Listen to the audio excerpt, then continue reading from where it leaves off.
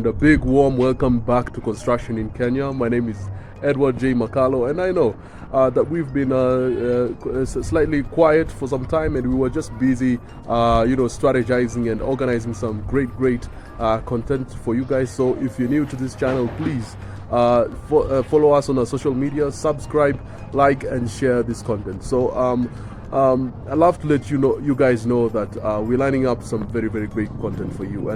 And if you have any questions or any suggestion, please don't hesitate to DM us, and we'll be able to help each other. So this week I'm going to dive right into a question that has plagued so many people in Kenya, and has caused so many people to not start their construction project. So the question that was posed to me a few weeks ago was, how does one obtain a construction permit or a building permit here in Kenya? And first and foremost, if you know me, you know my number one advice is that you have to hire the best professionals in your area.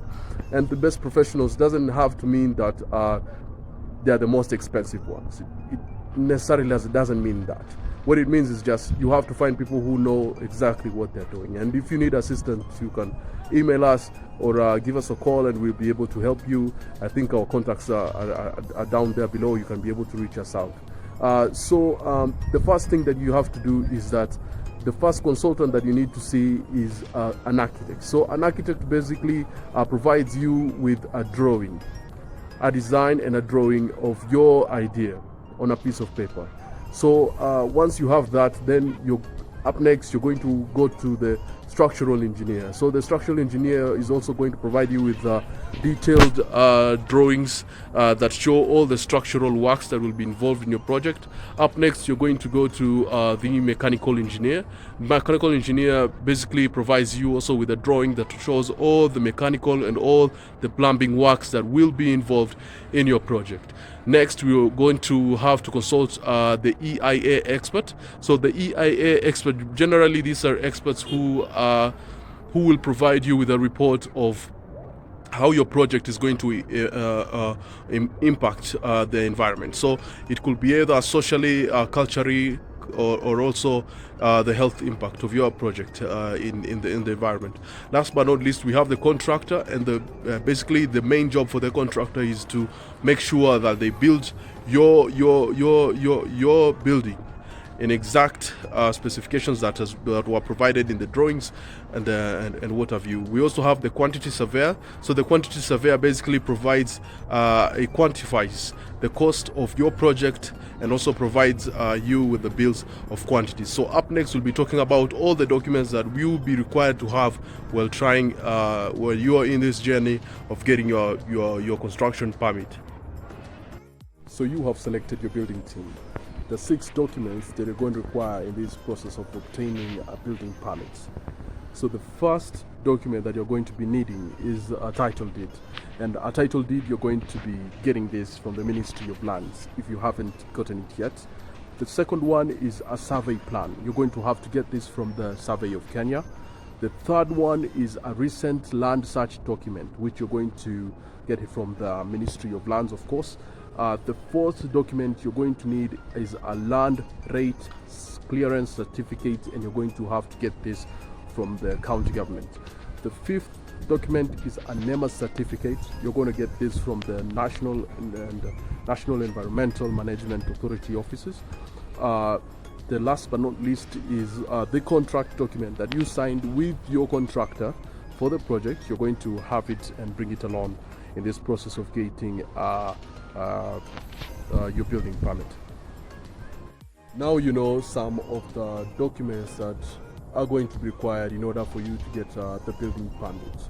So I'm going to walk you through another process of and also cost implications that you're going to get while trying to get your building permit. So once you go to the Survey of Kenya and you're trying to get a survey plan, you'll be able to be charged a fee of about 500 shillings. And now you're heading to the county government in order to get your building drawings approved.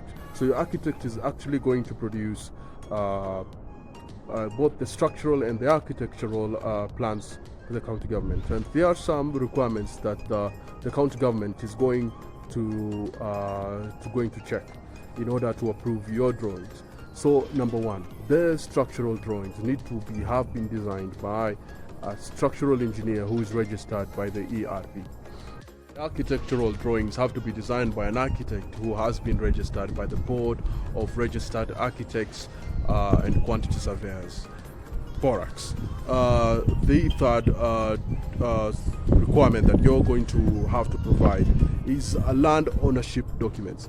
This is a document that actually shows who is the owner of the land. So it could be the title deed, it could be a sharer certificate, it could be also a lease document that you're going to produce. So fourthly is you're going to produce a land rate certificate, a land rate clearance certificate.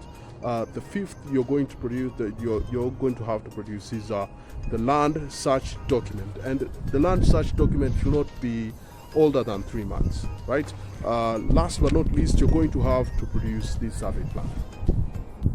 A building approval fee attracts a fee of about 1% of the total cost of the construction. The signpost, the one that you see that's written all the players from the client, who is the client, who is the contractor, who is the engineer, that signpost costs at about 25,000. The application fee is about 4,000 shillings, which can vary from the county government that you're in. Also, you also have to pay occupation certificate fee that costs at about 5,000 shillings. So next I'm going to walk you through the NEMA approvals. So once you're done with the county government and you have your documents, your drawings approved, you're going to be heading to NEMA. And NEMA, for those who don't know, is the National Environmental and Management Authority. That is a body here in Kenya. So once you go there, they're going to inquire two important documents from you. The first one is the drawings that were approved by the county government. The second one is a report from the EIA expert that we talked about. So the report has to be made by a licensed environmental expert. That's the EIA. So once you have that and you have provided those documents to NEMA, you're going to have also to pay a fee of 0.01% of the total cost of your project. So once you're done with the NEMA, you're going to be heading to the NCA. So once you're going to NCA, you're going to be registered in your project. So once you're going to NCA, you're going to apply for registration of your project. And after application has been made, there is going to be a necessary site inspection that's going to be made by the NCA. And this site inspection is generally to ensure that your site complies with all the approved drawings and the NEMA clearances that have been made. You also need to carry your NEMA certificate. You also need to carry, you as a client, need to carry your KRA certificate. You also need to carry the bills of quantities that have been provided with you by your quantity surveyor. You also need to make sure that you carry the contracts that you signed with your contractor as you go and register. There are some requirements that the NCA is gonna require from you, and number one is that your contractor needs to have been registered by the NCA. Also, your architect needs to have been registered by BORAQs, that is the Board of Registered Architects and Quantity Surveyors. Your structural engineer needs to have been registered by the ERB, Engineers Registration Board. Also, you need to have your approved structural and architectural drawings. You also need, once you've met all the requirements that NCA requires from you, there is an amount that an invoice that is going to be sent to you showing the amount of levy that you're going to pay the authority. So the levy is usually 0.5% of the total cost of the project, but remember, this levy is applicable only for projects that are above 5 million. So once you've paid the levy, there is a certificate of compliance that NCA issues to you. So this certificate is valid for 90 days. If there are no violations, then you're going to be provided with the final certificate of compliance, and then finally you're going to get your building permit. So generally it takes about 90 days to get the building permit. So I hope you've loved and enjoyed the content here. So in case you need in case you have suggestions, or you have any inquiries, or you need assistance in your project, please don't hesitate to contact us. We can be able to help you at any time, any day of the week. Have a good one.